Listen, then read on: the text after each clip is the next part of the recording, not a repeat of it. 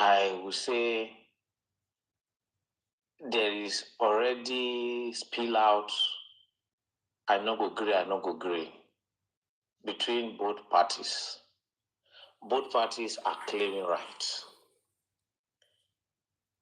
If it's even going to work out between the top people, I think maybe with time, one of the party might get matured and succumb or might see reasons to overlook. Maybe. If not, there might be an open or silent betrayers, except they fish them out or remove them or just sideline them and get the real people.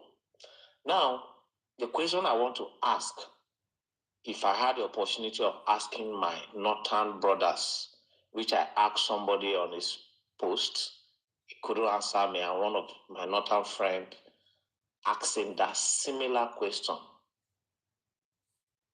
This is the town of the South. That was why Tinubu ran. He did not run against Buhari when Buhari was going for the second term. Nobody under APC ran against him. Nobody under PDP run against Atiku Abubakar when it was the turn of the North. Now they are saying after 8 years, power will return back to the North. And I begin to puzzle this question. If we are to say, okay, let's work based on removing this government, who do you think ideally they are supposed to use to remove this current government?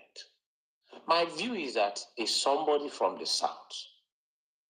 Now, if they bring Atiku to remove the current government when it is 2027, the question I've been asking people from the North, if they can tell the truth, will Atiku do 4 years of a southern term or of a general term?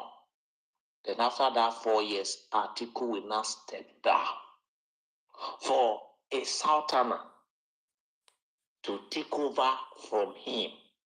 Will they not agree to that? So if that is possible, yes, that means he will do 1 term, but that 1 term will not be in the form of the South term, removing the Southern president. So I'm asking, will he and the Northerners in general agree that this guy truly lets power now go back to the South again? Will the Northerners agree to that unwritten constitution? If they will not agree, why are they insisting of impatience that to unseat Tinubu, Atiku is the only person competent to unseat him? And that means they want to play a trick. They are not my real friends, because they are very blunt when it comes to their tongue, if need be, with a little touch of violence outrightly. So why will you be saying let there be coalition to a large extent to produce a northern candidate based on the fact that you are more popular in terms of number, or let me say you have more numbers? Why? Where is the unity of the democracy?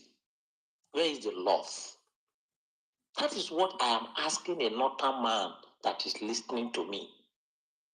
Are you not seeing the handwriting on the wall that gradually we are now working in an unwritten constitution? And you could see that both the Glutons are also openly and pretending telling you that after 8 years in the South, power will come back to the North. Why can't you people pretend to exercise patience, knowing fully well you still have the number? Why must it be that there's impatience for you to use your own brother that you want a Southerner to deputize him. And also poking your hand into his eyes that if he doesn't deputize him, he is an enemy, he's a bad person. Haba. So the point I am saying now, can Northerners come on this space or any day and respond clearly that Atiku will agree, the whole North will agree that if Bio, I'm just using the word, or any Southerner should deputize Atiku, and if he wins because of his age and his last chance or any chance, he will not run for another term, and no Northerner will challenge any Southerner for the next 4 years and after these 4 years. They will tell you that can never happen. So the summary of my repetition I'm trying to make clear is this. My Northern brothers are not being sincere. They are trying to let me know that let's follow democracy, but they are not ready to practice democracy. And they are also trying to tell us that it is the turn of the South and the turn of the North, but they are not ready to respect it when it's not their turn. Where is the love? Where is the unity? I'm telling you, I've been asking myself, what are the agreement and discussion did PO even have in the first place, realistically, for joining such coalition? What are the background discussion they had together with Atiku or whoever they have before he's joining? Is it a consensus agreement, or is going there for him to go and contest with them? What exactly does he really discuss before joining? If I don't know, which I don't know, then that means to me, I will just watch and see. Because no matter how the sun is shining in the day, night must surely come. And no matter how dark the night is, day must come. So let me watch and see if it is consensus, if it's going to be deputizing, any it is, it must. I don't want to waste my brain and energy arguing about North versus South, but all I know is this. With the way I'm saying it, power will still retain in the South, either through Peter Obi or through the ruling party. Because if it doesn't work that way, both parties will not work together properly in the coalition. That's the simple, bitter truth. Let us not pretend to ourselves. I yield the mic. Thank you for the time. Woza. All right. I love that. And to that point, the only commonsensical thing to do is for the former Vice President Atiku. So why are you going very far, bro? I think you think you are going too far. Hold on. Who here thinks that Atiku will keep to an agreement? Someone the best should come out and give me. Tell me why you think so. Because I'm confused. Yeah, like so are you saying that all the people that went into the coalition, are you saying that all the people that went into the coalition, they knew he couldn't keep an agreement? No, they went in anyway. I think they are giving him the benefit of the doubt. That's what I think. No, could have Belele. What the last speaker just said is he's asking you that question. Do you think, okay, let's say finally we all agree that Atiku will do the 4 years. Do you think Atiku is the kind of person that will keep to agreements? And even if he keeps to that agreement, do you think Northerners will say, okay, we don't do 4 years, make Southerners? I mean, it's another no. The answer is no. But more importantly, this is not the speaker. What I took from his submission, listen, that he did not say out loud is just Obi or nothing. Yeah, that's the subject of his submission. Because to him, the conclusion he was making was either way, a Southerner will be there. Yeah, whether if you choose Atiku today, that means you're most likely. Yes.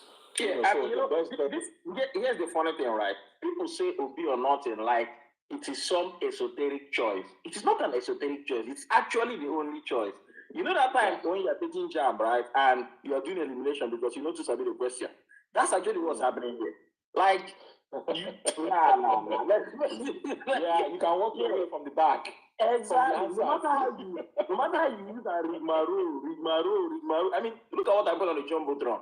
This guy is going on a borrowing spree because people are distracted now. No matter how you rigmarole, you just know it in your heart that you will still land at Obi or nothing, unless maybe someone is giving you dollar to say otherwise. That's the only thing you know. Good point. And whenever we make the argument, I've lost count how many times I've tried to convince people on this space where we say that they think that it's an argument that exists in a vacuum. Like it's not based in reality, and it's not they think that we have not sat down to analyze the situation very, very well and look at all the people involved and say, and then you come out with the statement. They think that we are just so looks like we're like cultists. We're just ignorant cultist mobs whose ideas and sentiments are not based on I really don't like your analogies. They think we are like Buhari's. They think we are like Buhari. That's what they say. They know the truth. They're just pretending.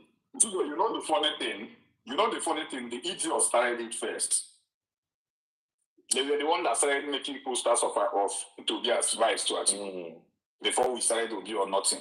So Obi or Nothing is even a response to their shenanigans. Right. But our own, the reason why our own come the best them now, we brought our own with facts. And the reason why it should be like that. We have brought all of them in here. The other day, Kainiki told me I'm a confusionist. I'm creating confusion with these places of Obi or Nothing. Because Kainiki is a PDP member. Okay, let's look at Kainiki. He's never been shy about his PDP membership. Comrade is the one that still baffles me. Yeah, I know, Chuka, hang on. Comrade is the one that still baffles me. This fine, obedient brother, and I still have. No. Hey, I wanted for the mic when Comrade was speaking. I wanted to actually explain Comrade's point because I understood where you were coming from. Comrade on this stage. What Comrade on this stage? No, not this one. No, not this one. Not this one. Coming from the past spaces with Ryan. I think what Comrade was saying was that. What do you think? Yeah, what Comrade was saying was that a bird in hand and two in the bush. He was saying instead of you to be left with no bread, you should eat the bread that is soaked with your rain. That's what he was saying. That's what I understood. Yeah, that's what I understood. He was basically saying, no, but Tudo, from the way that guy is moving, there's a post I saw him make today, and I went there to comment and told him this is the reason why people tell you that it's being compromised, that you are supporting Atiku. Comrades, from my own understanding now, was doing a good. And that is why if you watch his argument, Comrade is always arguing and tilting towards Atiku. I told him. He's always shutting you down. He will never. I told him the last time. And, guy. Even when before he thought we haven't read the constitution of this thing, and he's telling us on the guy that. When I pointed out to him that the constitution of ABC allows consensus candidates. Can you imagine the one that was in here advocating for Atiku has not even read it? That's the thing about this guy. All right, let's move the mic. I mean, look, he's still our guy. I have mad respect for him, but I just think he's misguided. He'll come around. Chuka. All right. Hi, everyone. Tudo, well done. Don't mind anybody that is trying to throw stones at you for doing this. I think it's important that this conversation is on the front burner every day, because there are many things that it has brought up. It has actually, I'm going to touch that briefly, but shortly. I think the major reason why we're having this conversation every day, one of the major reasons is because of this man, Atiku. So I'm going to start with him. I mean, this guy has been in this politics for over 30 years, 32 years actually. I mean, he ran in 1993, right? One would have expected it by now. In the primaries, SDP primaries. Yeah, he came third. And one would expect that by now, one of two things should have happened. One, he should have built enough credibility and enough influence and political capital to become president. Second one is that he should have realized that it's not working. and then taking the back seat and decide who to back. None of the two is happening, which means he has been miscalculating, in my view. He has been miscalculating. If you look at reality with open eyes, without bias, you can see it clearly.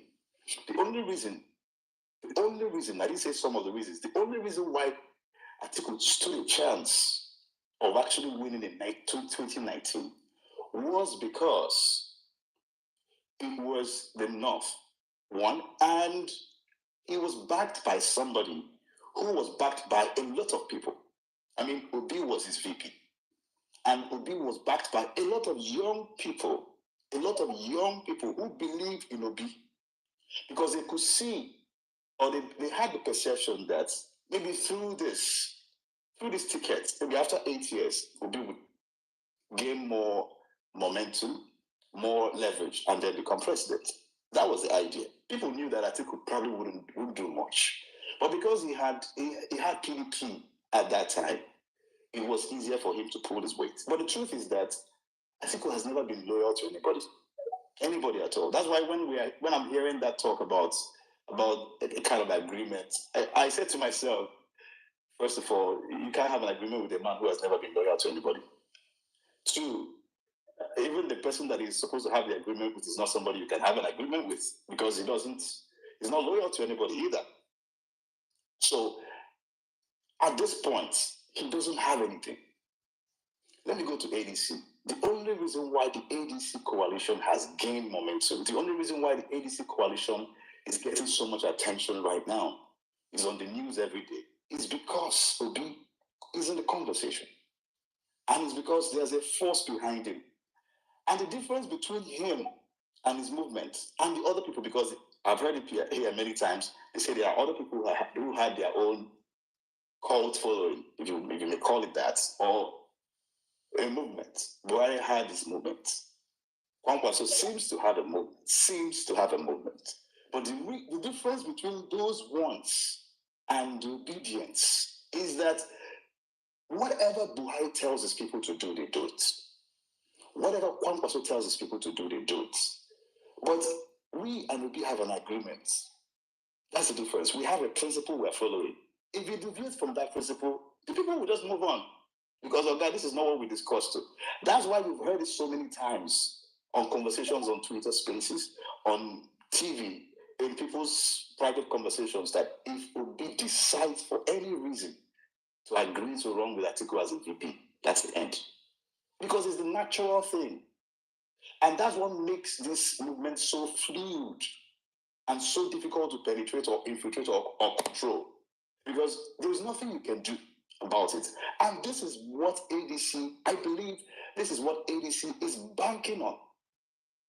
I don't know if everybody in ADC have the same mission, but I want to believe that ADC wants to win.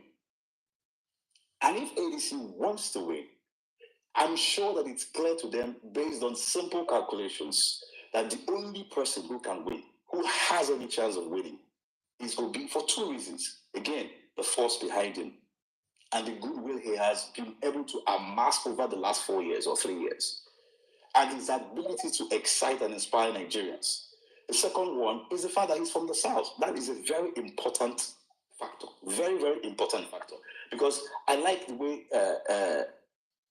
he checks all the boxes. There's a way this guy put it. That speaker said it this way. He said, either way, it's going to stay in the South. Either way, if you mess up this whole thing, it ends up with Tinubu. If you do it properly, it ends up with Obi. Either way. So it's best that you just play your game the way it makes sense. Anything else is a distraction. Now, if the purpose or the mission of most of the people in the ADC coalition is to just distract Obi, if they don't want to win, if they just want to distract Obi, then we know that that's what they want to do. Time will tell. One powerful thing about time is that it reveals everything.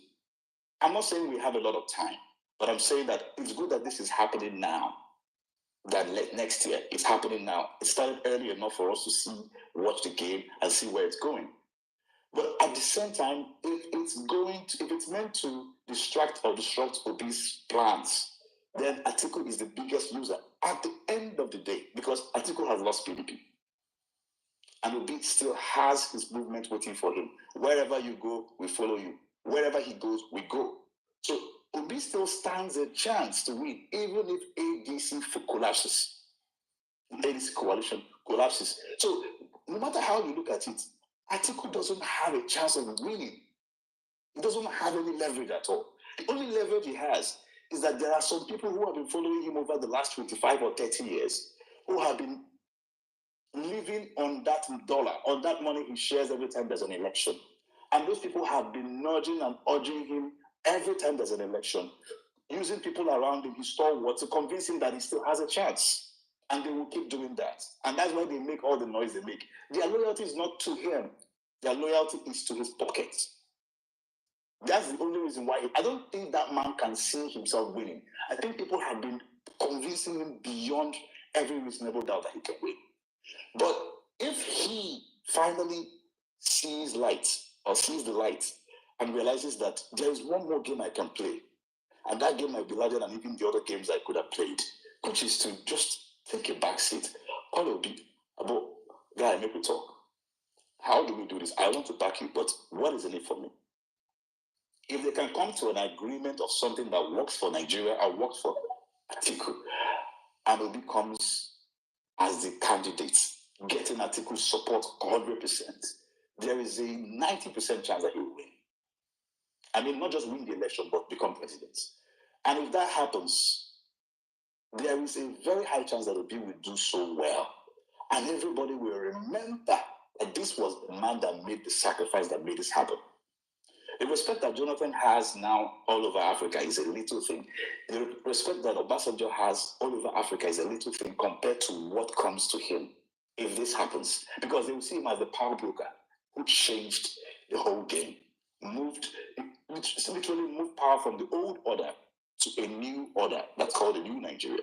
I don't know why he can't see it. Or maybe he can see it, but he's more interested in his ambition. Like people say, sometimes ambition blinds you, especially when you're a powerful person. And then when you're surrounded by people, there is a likelihood that they will always lie to you when you're powerful. In fact, there's a way they say it, the more powerful you become, the less likely you will be hearing the truth around you, because you're surrounded by people who are looking for something. The more powerful you become, the more psychophants that surround. Sometimes it's not even psychophancy. Sometimes it's just that they have been consumed by their own interests to the point that they can only see what they're gaining, not what you're gaining. And from what they're gaining, they can see. That's psychophancy. They can see.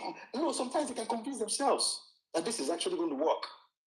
You know, when you're obsessed about something you want, you keep looking at how to connect it to what the other person wants. The same way dictators or maniacs or whatever, Exactly. that self-delusion, Exactly. everything works in their head. You know, yeah. So It's a mental condition. Extreme wealth and power is like the reality stone of Thanos, right? It warps reality. Like like me and you now live in a reality. Yeah, and for us, rain falls from the sky down. Yeah. For them, like you guys will get money. You think that you can even change the direction of rainfall. It happens. So Yeah. it's okay. So this is the reason why I'm not worried about what Dati is doing. I mean, I watched the interview. One thing I like about Dati is the fact that he is not like Obi. I like that. It's good to have two-pronged approach to things that are complicated. Dati is a straight shooter. If he doesn't want to say something, he'll just be looking at you like this. I'm not going to say it. It's not nice. And if he wants to say something, he will say it with his face straight. Like, I'm not joking, I'm serious. And you better believe it because he's serious about it. So that makes it easier for him to play certain roles that Obi doesn't need to play. While Obi plays the roles that he needs to play. The most confused people in Nigeria right now are the APC people because they don't know what's going on. Obi is keeping his cards to himself completely, while Dati is playing the other parts. And Dati has said it clearly. He said something very strong. He said that in 2019, they watched and saw that most guys from the South, the big guys from the South, stayed away from the election completely. He said that it made him feel so much respect for his brothers from the South. And for that reason, he decided, when it comes to 2023, I'm going to step aside and just support. And that's why he's standing behind Obi. And that is enough for me. I don't have any doubt I don't think he's planning anything. And he doesn't even have that much currency. But again, people are asking, why is he the one talking with these guys in different factions of the Labour Party? And I'm asking, who should be doing that, really? Who else has that kind of respect? I think sorry. I'm not saying this as a derogatory statement, but I think that I see Baba Dati Baba Ahmed as someone who will talk to you and you just shoot up. Like, he commands a certain level of not just respect, but a little of fear. All right? So if you're saying yes to him, you better be sure you're saying yes to him, because he will destroy you on the media. So if anybody should go into negotiations, it should be someone like him. You can't just come and talk nonsense and move on and go and do something else. You can't do that. Looking at his face, you're going to be serious. He's a good lieutenant, almost perfect for this game. So I think it's important to allow him to do what he's doing. Let's see how it goes. If it goes well, then fine. We will have a completely prepared plan B. But again, this whole game reminds me of something I keep saying. I don't know why we're doing 2 tenures. It doesn't make sense in Nigeria. It's not working. These 2 tenures is not working. In fact, people have said that they need people in power need time, need 8 years to do their work. The truth is that the second year is always for politics. Half of the first year is politics. Half of the second year is used to look for the next person, the successor. So they don't really do much in 8 years. If you know that you have only 5 years to work, and you know this is the only time you won't have 2 tenures, you will do your work. Let me round up with this. I think this should also send us a message. We should see this message from everything going on. This coalition has awakened obedience. Obedience has been quiet for some time, but this coalition has awakened us to what is possible. But again, it is also nudging us to realize that we need to give Obi the strongest leverage that he could ever have in negotiations, which means maybe we need to do our own coalition within the obedient movement, because it's obvious that we haven't been able to work very, very cohesively. We need to step up in leadership, do whatever we have to do to strengthen our leadership and this structure, so that when Obi is ready, or when it's time to go, we are ready with everything we need. And even from now, begin to prepare for that, because you don't prepare for an election 6 months before the election. I just think we should be thinking about that while we're thinking about the coalition. Think about our own coalition. Thank you. I agree. And I think that it's part of that conversation where the movement could be doing a whole lot more than we're doing right now. I was saying, just making this point the other day, after the birthday party celebrations, and what's next? What are we doing next to make some noise and grab the headlines? Yeah, that's true too, because we've stopped seeing those mobilization tweets. Those mobilization tweets. It's like we make noise for one day, and for instance, after I read that the Monday of Pueblo made towards Peel, what stops the movement? You come again. It's Monday D7. Tudo, where are you? Where do you live under a rock? It's Monday D7. Stop me. Like I don't know. Right? You come. Tudo, to what you're saying. Come on now. To what you're saying. Yeah. I think we should have some kind of continuity with Monday D7 actions. I like that. Very beautiful, creative name. Yeah. I think we should have some continuity with media actions. Exactly. And to that effect, there is something I'm actually preparing, and I don't know if you're willing to put your face to a camera. I think we need to start creating content that goes outside Twitter to other places, right? This Will Be or Nothing is mostly on Twitter Spaces and on Twitter. Yeah. I think we need to create some kind of campaign that spreads across all social media, digital platforms, and I'm trying to create something to that effect, not just one, but a series of those kind of content where we have faces of people. Yeah. Not just there will be, you have faces speaking and saying it in their own words. So if you're willing to do that, please, let's do something. Definitely, I'm always open to collaborate. I sent you a DM actually. Oh, you did? Okay. Yes. I'll check it out. Yeah, definitely. Anything to help the movement and to help Peel. Candidacy and all of that. Yeah, I'm ready to work together. if you don't mind, for the theory that came from Harry, this is my thoughts. Oh yeah, real quick. This is my thoughts. First of all, Tinubu does not hand over to a strong man. I've never seen it happen before. I don't think it's going to happen because he always has a plan. That man is the only Nigerian I know that thinks very long term. He will not hand over to a strong man because he will lose his legacy completely. Number two, Atiku has too much big of an ego to be allowed to allow himself to be used as a decoy. Yeah. Come and be distracting people in it. No, he's actually bigger than Tinubu when it comes to this. Yeah. It's just that Tinubu came with Buhari's emergence. But Atiku is bigger. It took Atiku actually to make APC work, right? I don't think he's going to bring himself. If you suggest that kind of thing to him, you feel like he's insulted. He's insulted, yeah, I do agree with that. Number three. I do agree with that. Number three, if that is the case, just in case that was hashed anywhere, it is now up to us to stop it. Because if it happens, who knows who is next? So if you guys are thinking it's only 3 people, who knows who is next?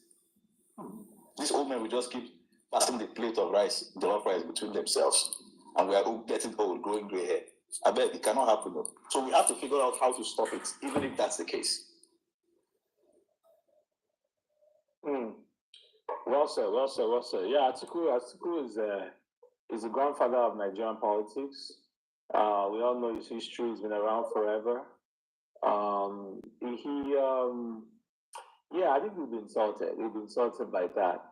I mean, this guy has been running. He actually ran for governor back then, Gongola State. Before the elections, I think it was then they broke it down into Adamawa and Taraba states, and then when he eventually won, he lost once, and when he eventually ran again for Adamawa before he could resume, he was tapped as Obasanjo's vice president. And even with the primaries, the SDP at the time, Abiola came first. Babagana Kingibe, who is the husband of Ireti Kingibe, Wike's arch enemy, he came second, and Abogo Atiku came third in that primary. The story goes that Atiku and Kingibe were actually considering joining forces to combine their votes to challenge Abiola's emergence, and then it was Shehu Musa Yar'Adua who actually convinced Atiku to withdraw from the campaign. So, and he did. I even heard that some of the people in that group asked Abiola to run with Atiku, but he refused. Yeah. So you can see that this man is not. It's power. It's not money. It's power. He's there for the power. He's been around forever. Maybe Abiola don't see him for who he is. That's why Abiola. The two of them have known each other for a long time. Maybe not today. It was controlled. Yes, maybe not the guy for killer. Anyways, all right. So yeah, I do agree. I don't think. And he doesn't have time. The age. I don't even know that he'll be alive. Exactly. So, which kind of long-term agreement you go agree to like that, and you don't even know whether you see tomorrow. He doesn't have time. So that's why for him, it's really a race against time. All right, let's move the mic. What was I going to say? Give me a second. I was something I wanted to talk about. I wanted to actually just mention something that you mentioned in passing, where I think you said it was Keneke that said that these spaces are creating confusion. Yeah. And that is actually the opposite of what these spaces are doing. So I'm confused, right? Because it's like there's an elephant in the middle of the room, and we want to leave it, and you want to ignore that elephant and just be, I don't know, greeting each other or something. It's very weird. I mean, people who leave the elephant that's in the middle of the room and start talking about the weather when they're under a roof, are people who are actually what's confused. So you need to address the elephant that's in the middle of the room. And this is what we're doing here. It is when you have these conversations that you can then you can then obtain clarity. An example of obtaining clarity is to say, look at option A is this, option B is this, option D. By process of elimination, the only viable option is option this, which is this will be or nothing. That is how you arrive at conclusions. That's how you obtain clarity. So you don't, for someone to raising Kene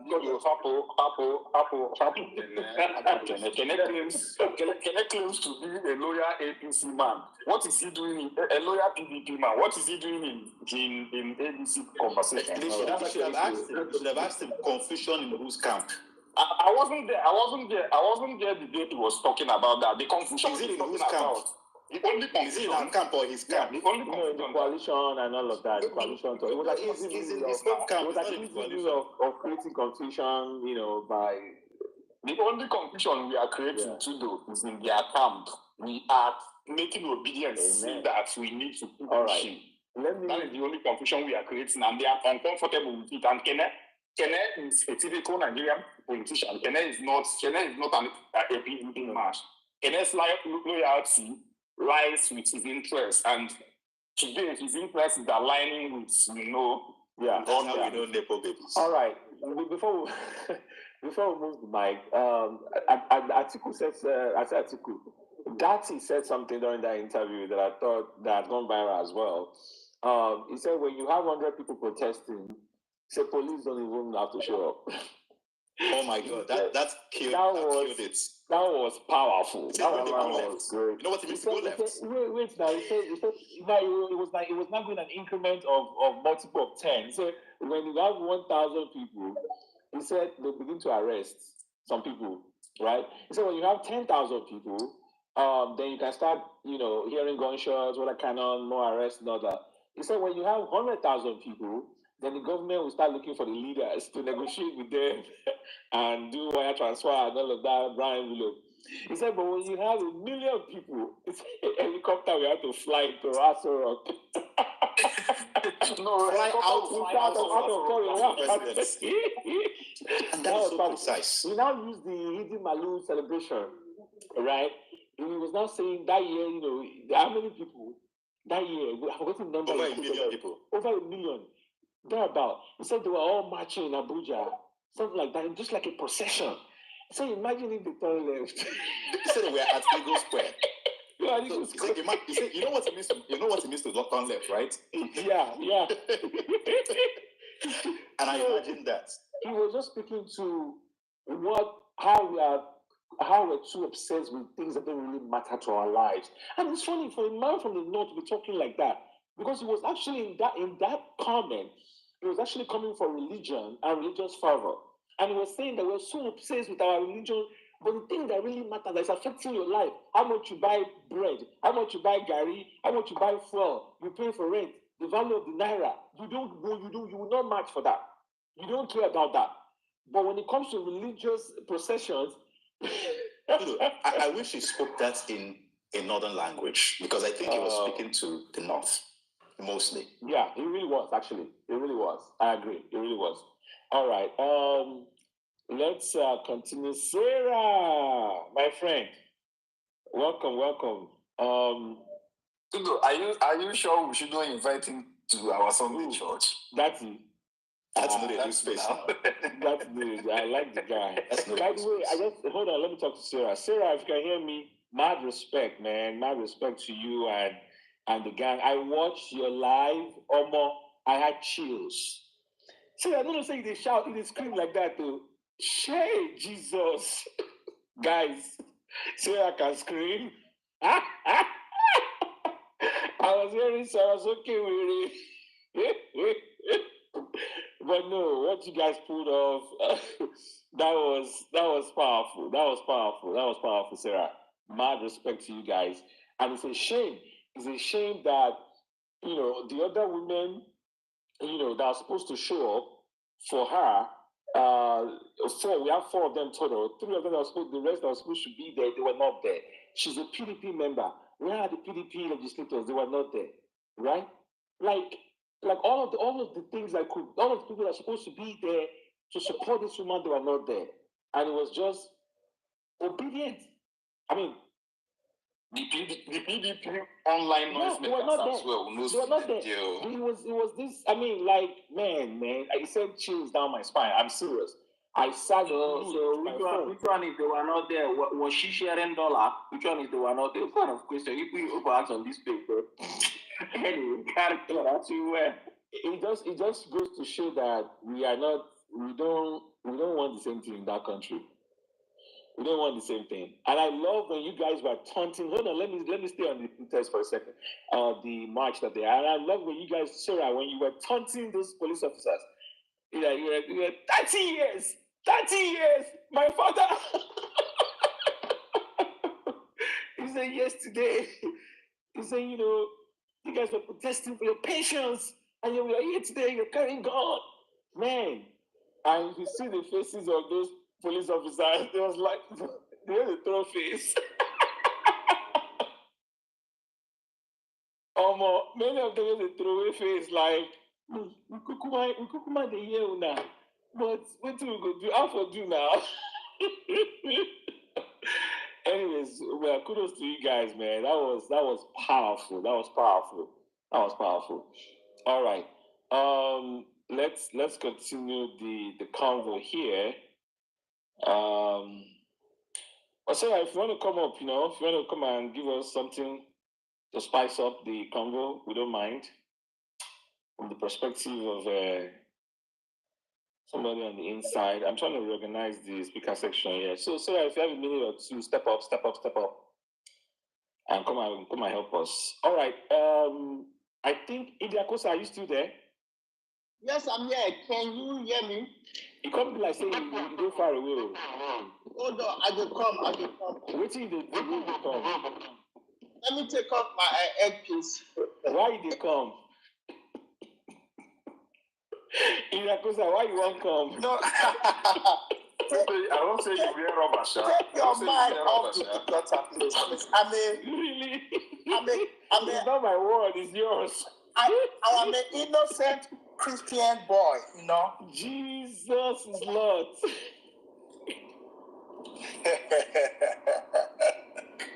All right. Yeah. Go ahead, brother.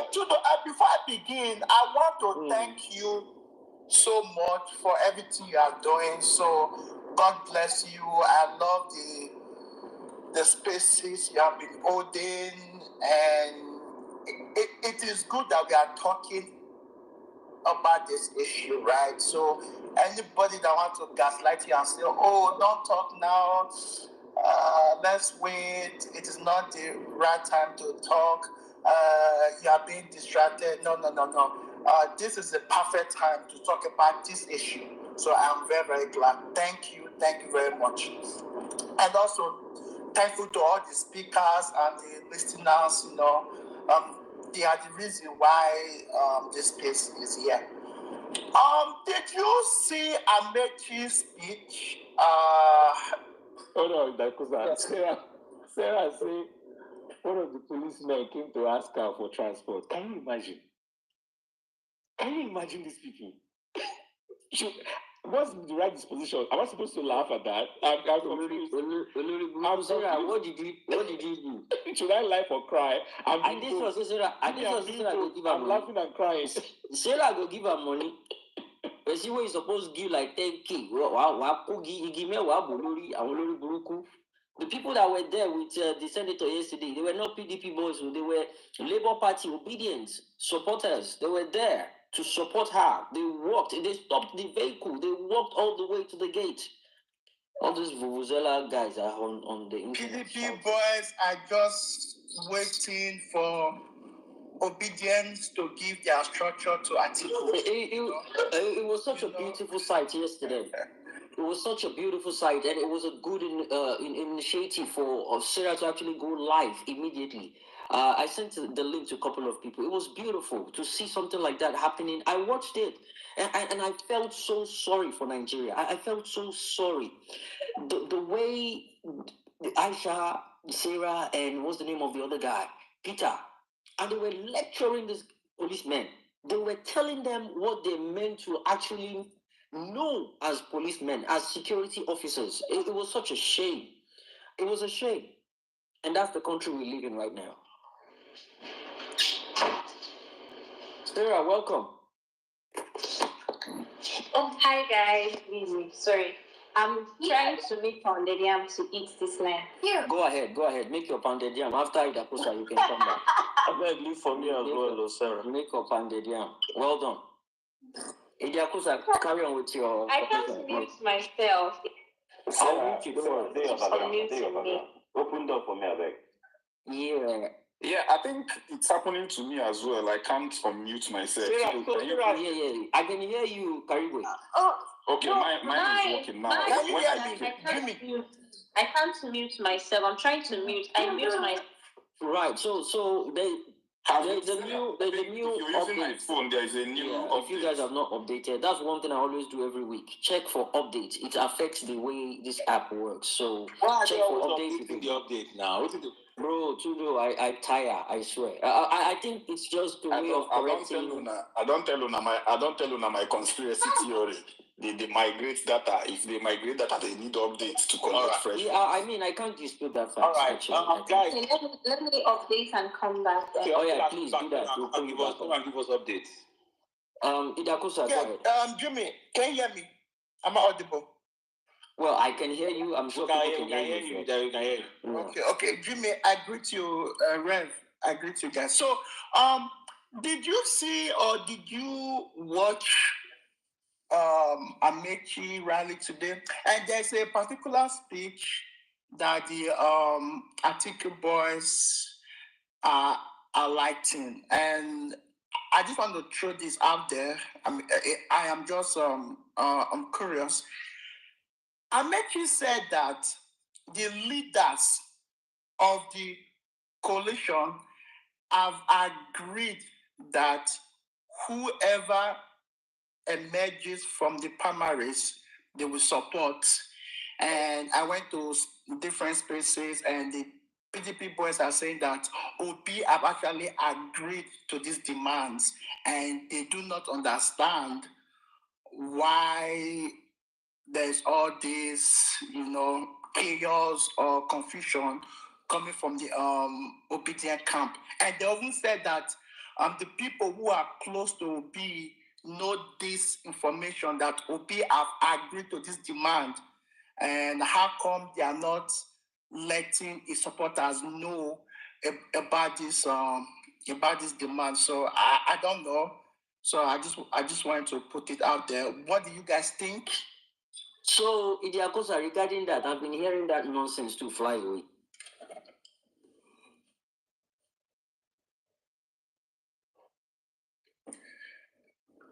Now updates.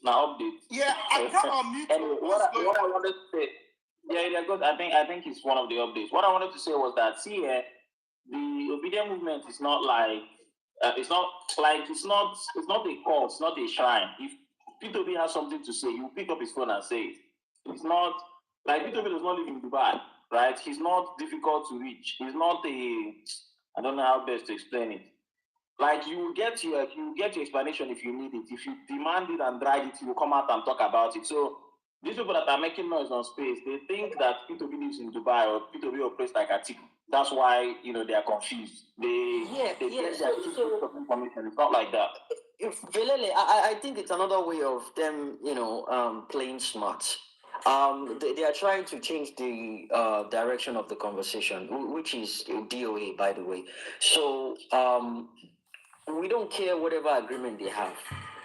It is Obi or nothing. There is a reason why we want him to take the lead. Okay? Was this Prince G? He spoke earlier on. And I love the point he made. He said something about the zoning. Look, I don't think in 2025 we should be doing this whole zoning thing. But guess what? They've been doing it from donkey years, and it's been working. It's more like a gentleman's agreement. They've been doing it back and forth, and everyone has been okay by it. 8 years north, 8 years south. Okay. So why do you want to disrupt it at this point in time? Why now? Jimmy, see my problem with zoning argument is that assuming that Atiku has not benefited from zoning before, I won't even bring it up. Exactly. I don't do zoning. He does it. All of us They change the narrative to their own benefit anytime they want to make use of that point, which is another dead on arrival for me. So this nonsensical talk about Obi has agreed to vice president. Number one, Obi is too big to be a vice to anybody. They need Obi. Obi doesn't need them. Obi walked away in 2022. They belittled him. They said all sort of things to him. He doesn't have structure. He doesn't do this. He doesn't do that. But he left. And when he left, he shook the whole world. Sorry, Jimmy, I think you are saying the opposite though. I don't think Obi is too big. I think we are too big because we are running through Obi.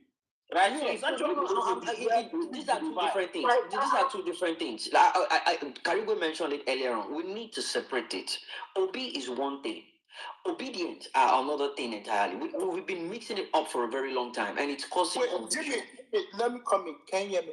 Okay. Yeah, go ahead. We were actually giving you a submission before. Yeah, so Jimmy, sorry, we have a lot of people waiting. I can see the queue now. So guys, just help coordinate things. I got to step in. And Kempela just came up. Oh, okay. Well. Oh, wow. That's nice. Good to see you, Mr. Pella. Welcome. So, okay. We're about to begin the second service of this place. Oh, yeah. It's needed.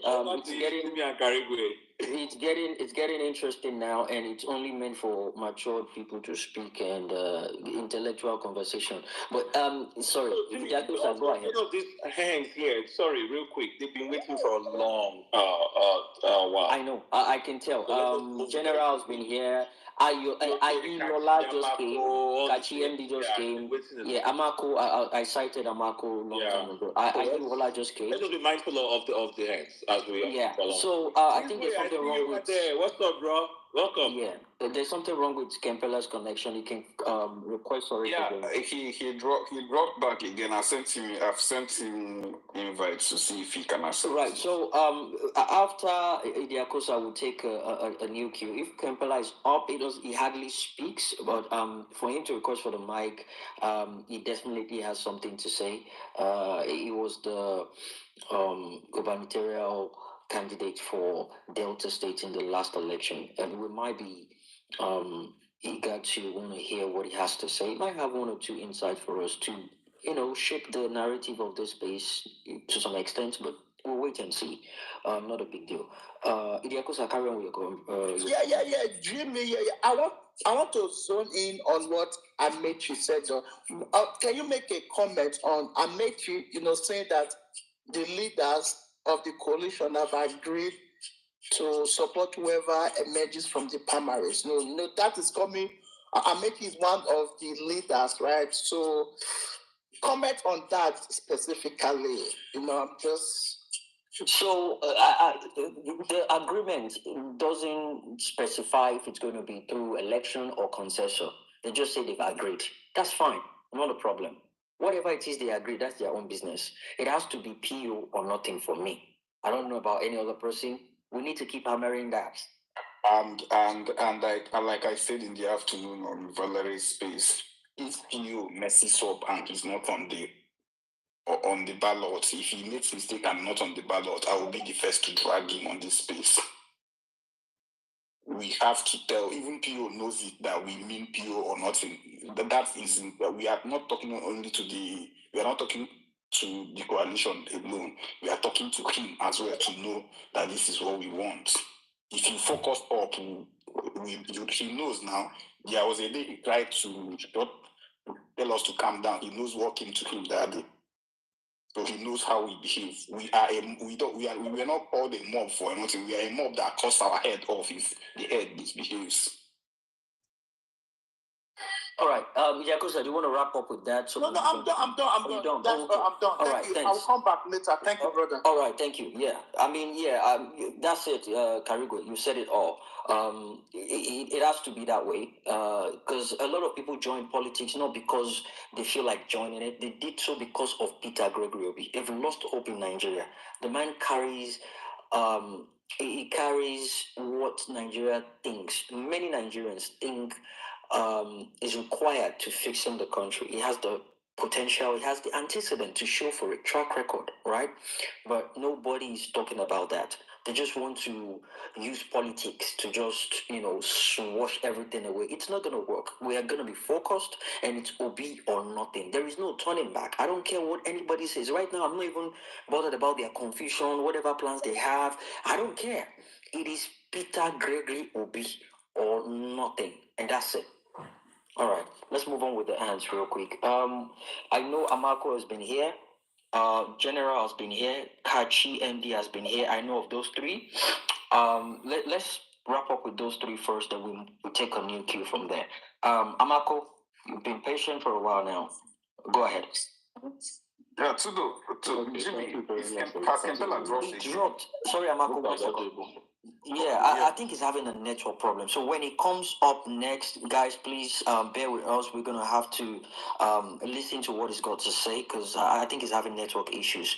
But when it comes back up, I can see other people requesting for mic as well. Don't worry, we see every single one of you. We'll take the queue one at a time, and everybody's gonna have a go. Thanks, guys. Amako, carry on. Okay, thank you very much. I've been listening for some time. I've been patient. I've been listening to everybody's submission. I think we are doing a very good job.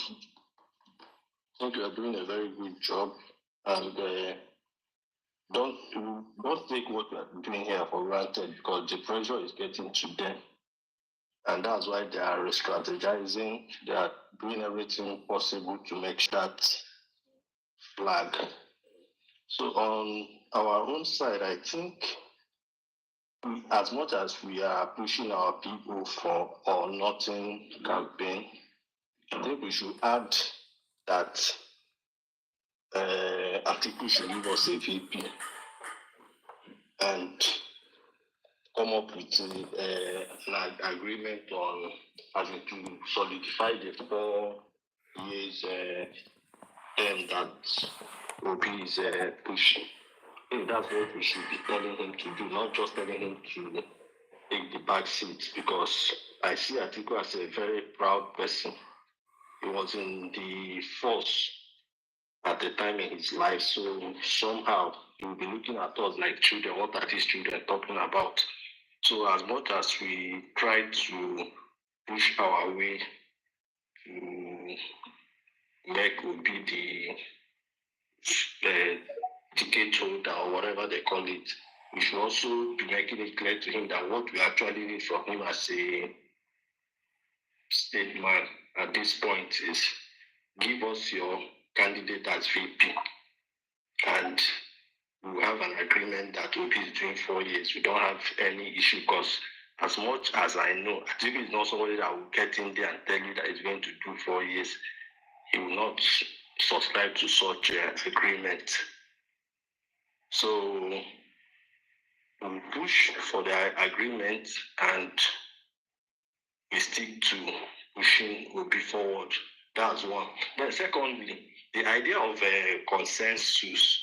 I'm skeptical. I've been complaining about it for some time now. I'm skeptical about it because, like, they call us baby politicians. If you remember, they say we are baby politicians, that we don't know how politics is played.